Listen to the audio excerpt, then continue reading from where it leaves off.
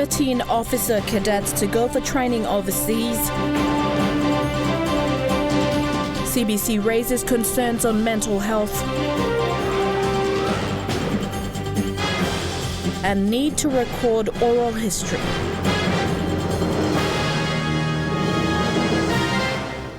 This is National EMTV News with Helen Sayre. Good evening and thanks for joining us for Sunday's news. The Papua New Guinea Defence Force Officer Cadet Program will be sending 17 cadets to various military and naval institutions in Australia, New Zealand and the United States. PNGDF Commander Major General Gilbert Toropo said the arrangements are being finalised and he appreciates the continued support from bilateral military partners. PNGDF cadet officers who undergo military or naval training overseas is an ongoing program between PNGDF and other military partners. Traditional military partners are Australia, New Zealand and US. But recently, PNGDF is sending cadets for training also to India. We have been offered 6 bases in the US Naval College and 1 space offered in the US Coast Guard. So officer cadet selection has gone through, and out of that 6 will go to Royal Military College in Downtown, Canberra. Another 2 will go to the Defence Academy also in Canberra, and 2 would end up in OCS, Officer Cadet School in New Zealand. So our partners have come on board very well to offer us those spaces. So that recruiting for Officer Cadet selection has completed. It's in the final stages now. As part of the restructuring of PNGDF as an organization, Commander Toropo says the Army is looking at increasing manpower from the current 4,000 members to at least 10,000. Recruitment is an important pathway to see this increase, but PNGDF now has specific qualification requirements for those who want to apply for general enlisting. But yeah, recruiting is an ongoing activity. But our next recruiting, we want to target the technical people. So I want to advise those who have been to technical people and technical colleges and who have specific trades like electrician, mechanic, carpentry, any engineering technical skills, encourage them to apply, because that's an area where PNG Defence Force needs to fill in the gap so we can roll out some of the major nation-building programs. For this year, the government has allocated 73 million kina for PNGDF, and some of that funding will be set aside for recruitment programs. Thaklagunga, National EMTV News. PNGDF Commander Gilbert Toropo has acknowledged the support from the New Zealand government in assisting PNGDF with the review of the Defence White Paper policy. It is a policy that outlines strategic directions for PNGDF for 2021 to 2030. Introduced in 2013, the White Paper policy contains action plans to develop PNGDF into a modern organisation. Commander Toropo says that policy is now undergoing a review and nearing final stages. 21 to 2030 White Paper review started last year and is progressing very, very well. We are happy that we are able to be supported by our New Zealand partners, and so we are progressing very well, and we are hoping that before the end of this year we will launch our 2021 to 2030 White Paper. While we enjoy complete freedom, that is not the case for the asylum seekers who are still living in Port Moresby after the Manus Processing Centre closed in 2017. Some are seen walking around freely, but only to an extent. Most of their movement is limited to the confines of the hotel or apartment or the Bomana Detention Centre. One man is now struggling to cope with this limited freedom after his request to move accommodation did not eventuate. The General Secretary of Catholic Bishops' Conference of PNG and Solomon Islands, Father Giorgio Licini, in a post on social media shared that they are now trying their best to give hope to one of the refugees who has stopped eating and interacting with others. This has gone on for several months now. Father George's post is based on a report from a volunteer that visits the refugee. Here is part of the report. Today, the receptionist told me that she and others were very concerned for him. He had gone for months staying in his room all day, not eating, not washing, as reported by staff who called into his apartment for regular cleaning and delivery of food. Receptionist added he was losing all his weight. This man had wanted to move out of his current accommodation and go to Shady Rest. He registered a request, but nothing has happened. He said others were granted a request to transfer to Shady Rest and have gone. He had earlier expressed his eagerness to have membership of a health club with a gymnasium so that he can build physical and mental health and fitness. Jason Siwat, the Director Migrants and Refugee from the CBC, said they are concerned he will be completely withdrawn if not given the proper help. I visited him about a week ago. That was the second time I visited him. The first time was last year, and I found him to be very depressed. He's like, I would say he's broken. He's a broken man. He doesn't have family support. And the allowance that he gets is maybe just not enough to support him with the other needs that he may have, other needs that any human would have. And the fact that they're not allowed to go around, to interact with the community outside or engage in activities outside, recreational activities or things like that is also compounding on the situation, basically in the terms of the mental health. He said this isn't the first case. They have had similar experiences with other migrants. What kind of situation is at the moment, I would say, is in a very hard time. It's only an example of many others who are also going through the similar situation.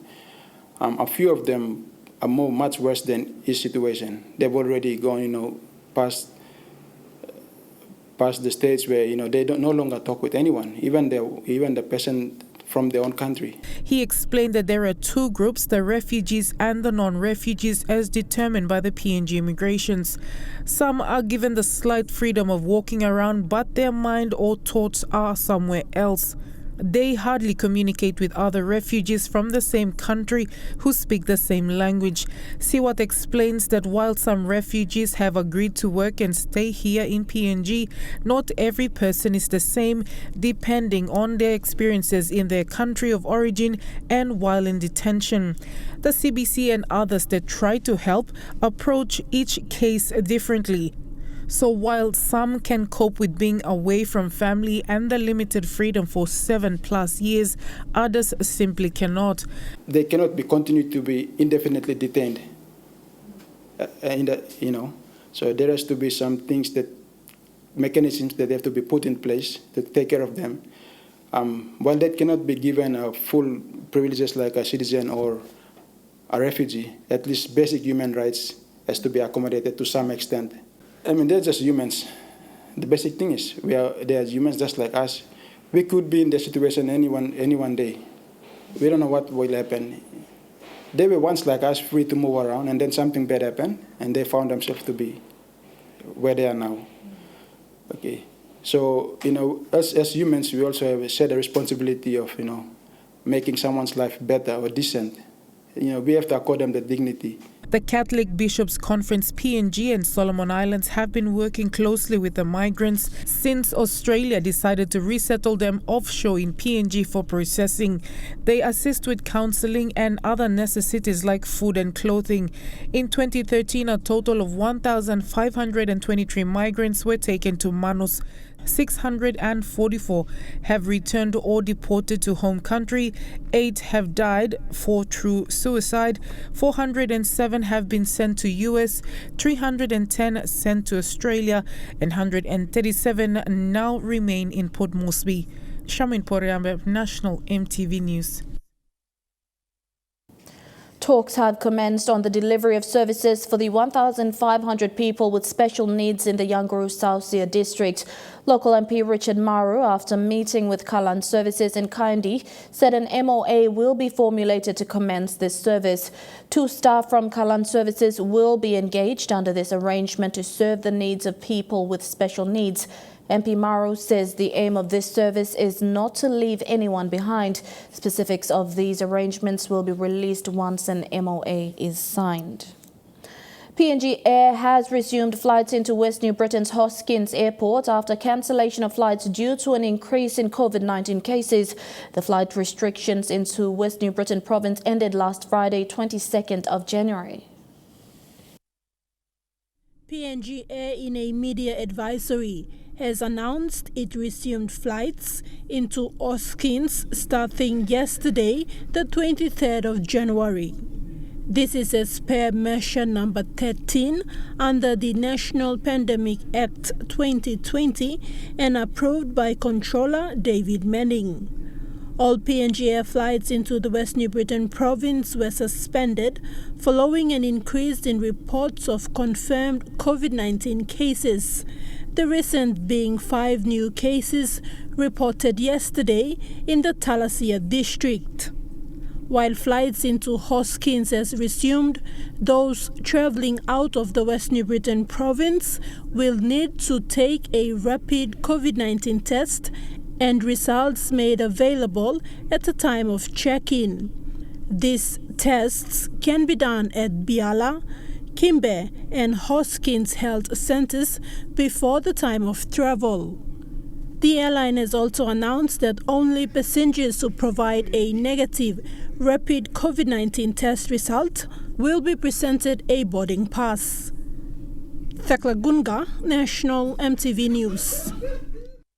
You're watching National EMTV News. We'll go for a short break now, but when we come back, a closer look at the importance of stories and the need to record our history. Stay with us for the details.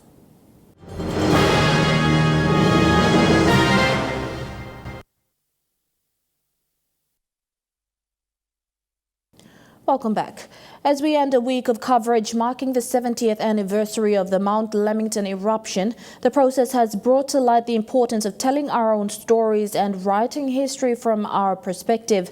In tonight's Closer Look, Scott Wade reviews the historical records, the testimonies and the newspaper cuttings from 70 years ago. And we want to acknowledge the work of Australian researcher Dr. Victoria Stead, who assisted in providing some of the precious historical documents in this story.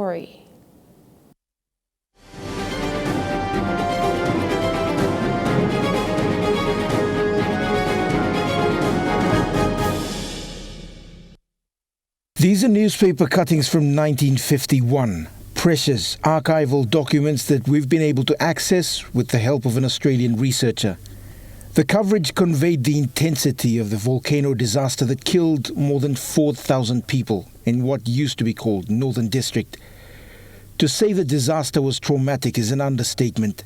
Many who were brought in to assist in the relief efforts had just been through the Second World War, where they saw thousands killed on the battlefield. The war ended in 1945, just 6 years before the eruption. And without the benefit of counseling, the experiences added to their personal hardships. In a publication by the Australian National University, the authors documented the physical and emotional exhaustion by the 2 Kiaps, Des Martin and Bob Blakey, who led the rescue operation. It said Martin and Blakey were recognized as being physically and emotionally exhausted after almost 3 weeks. Having been involved in the relief effort from the beginning, the 2 patrol officers were relieved from their duties at Popondetta and they returned to their permanent postings in Morobe. They never returned to the relief area at Lamington, but their experiences and those of many other people were unforgettable for the rest of their lives. Years later, Des Martin wrote about the horrors of the aftermath of the volcano. He said the bodies were too many to bury. They had walked into places where it was almost impossible not to step on dead, decomposing bodies. The experience was also tough for members of a detachment of the Royal Papua Constabulary. Barefoot and lightly clothed, they were ordered to shovel away the dead.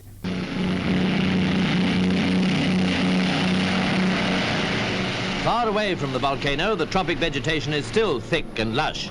But as we approach the mountain, the vast scale of destruction caused by the recent eruptions becomes apparent. The country is scorched and lifeless. Great forest trees lie flattened in the path of the blast, and the human casualty figure is thought to be 5,000 at least. In the whole Mount Lamington eruption episode, there is very little in terms of documented history told from the Papua New Guinea side. The Northern Province Governor Gary Jufa says the provincial government will be allocating funding to begin an intensive process of documenting oral history before many of those in their 70s and 80s pass on. Yes, the colonial administration were quick to identify their foreign workers who were here. I believe there were 44 of them, but the number of people from Oro who passed on, or Papua New Guineans, I would say is 5,000 and above, anywhere ranging between 5,000 and 8,000. And to confirm this, I believe this project is necessary, where we can collect this information by interviewing those who were around at that time, and also asking the families to come forward and assist us by giving names of those who were lost, their loved ones. When researching this series of eruption-related stories, we came across names of people from different parts of Papua New Guinea. Many had only one name recorded in the long list of those who died. Many more have been forgotten by the generations here now. And this is a list of 18 members of a police detachment based at Higaturu, which was then a government headquarters. All 18 members from various parts of Papua New Guinea died in the eruption. The detachment commander, a Sergeant Major Kosipi, is remembered with a plaque placed in the center of Popondetta town. On the list of the dead, the police bugler, Constable Kuma, service number 5186 from Madang. Others came from the Eastern District, now Milne Bay, from the Western Province, Central, and some from what is now the Gulf Province. Former NBC broadcaster Winterford Suharupa says Papua New Guinea has a small window of opportunity to document important events of the past before the older generation pass on. Lost. For me to tell you a story would be a hearsay from what I hear. But the actual person who ran all the way from the foot of Mount Lamington all the way down to the coast is no longer with us now. And he's gone with his story. So how are we going to recapture those stories? I don't know. To be honest with you, I don't know.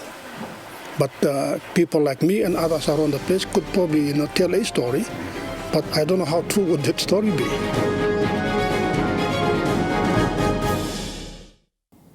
And Shukai Sports is next. An update on the SP PNG Hunters, football and basketball. Don't go away.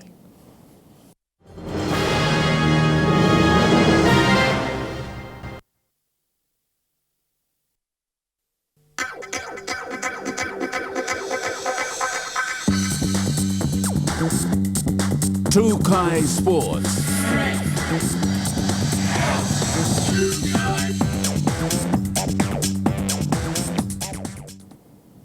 Welcome to Chukai Sports. Hunters coach and acting CEO of Papua New Guinea Rugby Football League, Stanley Hondina, keeps emphasizing that the SP PNG Hunters players will return to PNG as better citizens. This, in part, is because of the opportunities available down in Australia once the team settles, with job and education opportunities available through their visas.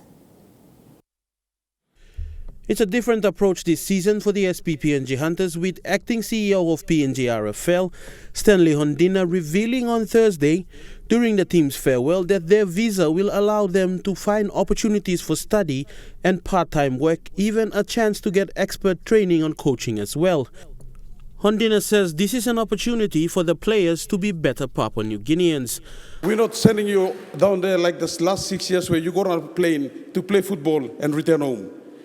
Now we've got a visa that will give you opportunity to do some work, learn some life skills. Those who are interested to transit into coaching and other game to grow our game. We'll provide those opportunities for you to do some courses, upskill and build yourself. You will get the opportunity to find some part-time job and do. It is life skills that we are embarking and building into you. Whatever you do now will set the benchmark for the ones that will come later. We wish you all the best on behalf of the team. We will support you where we can support you. Come back home a better and a changed person, impact the community, impact your areas where you are in, and let's show Papua New Guinea that we're not only footballers, but we're going down as men in all its entirety to grow ourselves, develop, and come back home a better guys. Ase Boas, who is one of the pioneering players of the Hunters team, says that he is nearing the end of his playing career, and this opportunity presents itself for him to get a chance at becoming a coach or trainer when he returns to Papua New Guinea. When I go there, one of my goals is to at least fall back on something that will continue to involve in this beautiful sport that we have, rugby league. So getting some kind of a coaching clinic or training clinic just to improve our skills to come back and help develop the younger ones that are coming through the system and make rugby league better and one day get into the NRL. So this is one of my goals, to at least go down there and with the relocation at least help my skills. Not rugby league playing is over now, but coaching and development and stuff. Hunters coach Matthew Chet, since his appointment as coach, has been keen on seeing a job and education pathway for the players coming into the Hunters system, and says this opportunity will ensure these players can maximize their profiles. Lucky that you're in PNG and you've got 8 million fans, so I think we should, while you have that platform, we should try and capitalise on that. And while we have some great sponsors in and around our organisation, hopefully we can build on that when we do come back. I know that the exposure down in Queensland to some of the stuff that we can provide for you down there will bring you back as better Papua New Guineans, which then we can hope leverage into the business side of things while you have a profile in the sport. Fidelis Sukina, Trukai Sports. Ila Alu was the vice-captain in the SP PNG Hunters 2020 team and one of the senior players in the current squad. He said that the team is made up of Papua New Guineans that come from different cultures and backgrounds. But once these players enter the team, their main focus is to stick with the team's culture and to play as one team. Go out there and achieve set goals, set targets, competing week in, week out. We have to put all those behind us, come into the team with the culture, the environment which the team itself has set in place already.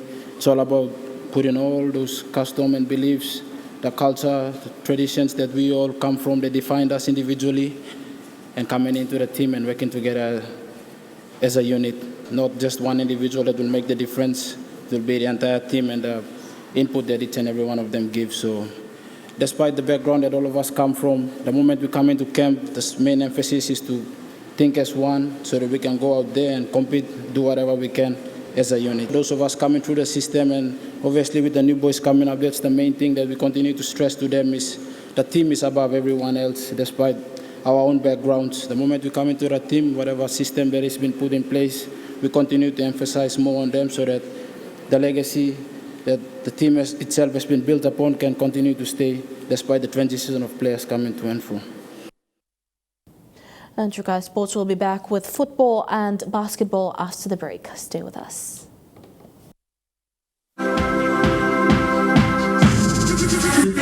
Trukai Sports. Welcome back to Trukai Sports. FC Genesis played out a 1-1 draw with NCD Hikari United FC in the Southern Conference of the Women's National Soccer League in Port Moresby. Little separated the teams on the field as players stepped up their performances, knowing very well that their progress this season could rest on the outcome of this match. In the top-of-the-table clash in the WNSL Southern Conference, leaders FC Genesis drew 1-1 with second place NCD Hikari United FC. The match lived up to expectations, with both teams playing attacking football in an entertaining match, cheered on by their vocal supporters. Both teams proved why they topped the table with their movement and passing on the field. We were well prepared for it, mentally and strategically. There's only 3 points that our head coach, Mr. Pesi Matayo, have highlighted. We'll work on our attitude, unity in the field, and most of all, be high intensity and do a lot of work in there, because we will be expecting such game and challenge with us. Genesis took the lead early on in the match as they managed to keep Hikari at bay. The tide began to go the way of Hikari, though, in the second half, as they dominated possession in the midfield. Hikari's forwards hit the crossbar on occasions before grabbing the equalizer with 15 minutes left in the match.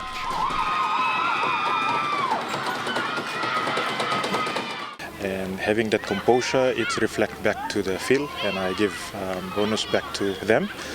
And they are the players, so they did the right thing in the field, and they feel satisfied after the game, and it all matters when a team or a player felt satisfied after the game, although winning or losing. Hikari, as always, their finishing off is good, and we tried our best to hold on until the finishing time. Axti Lovai, Trukai Sports. You're watching National EMTV News, the weather forecast for the next 24 hours when we come back. Trukai Sports.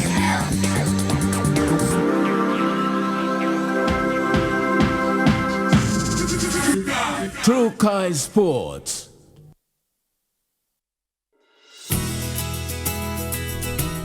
This weather update is proudly brought to you by MoniPlus, with you always.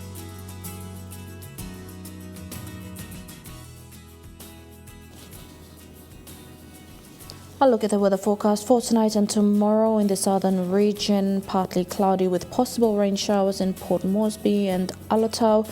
A few rain showers, though partly cloudy in Daru and Popondetta, and partly cloudy with some rain showers in Kirima.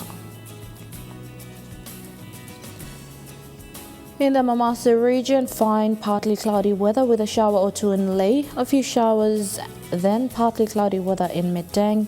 Partly cloudy with a shower or two in Wewak and Vanimo.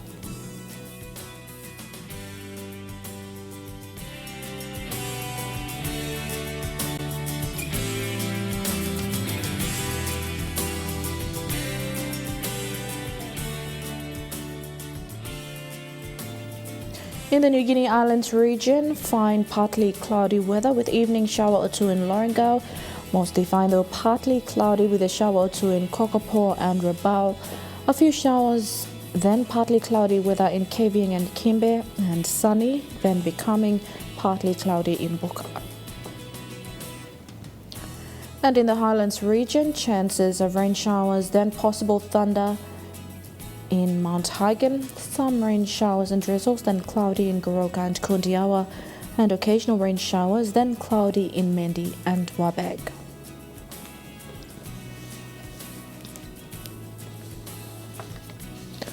Forecast for small ships, there is renewal strong wind warning for the coastal waters of Yule Island to Hood Point to Samarai Islands and all Milne Bay Islands, including the Finch Hafen to Vitiaz and Dampier Straits and the southern coast of West New Britain Province. Strong west to northwest winds of 20 to 30 knots are in force and may continue for the next 24 hours, causing rough seas. All small crafts and boats are advised to take necessary precautions before going out to sea.